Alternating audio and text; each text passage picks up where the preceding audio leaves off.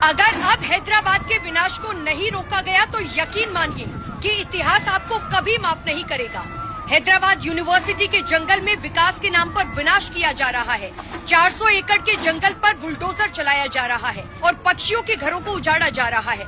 जिस मोर को आप अपना राष्ट्रीय पक्षी कहते हैं, अब वही मोर रो रहा है क्योंकि आप उनके आशियाने को उजाड़ रहे हैं। और जानवर तभी रोते हैं तब क्या तो उनको पीड़ा होती है या फिर आप उनको तकलीफ देते हैं। और जो लोग कहते हैं कि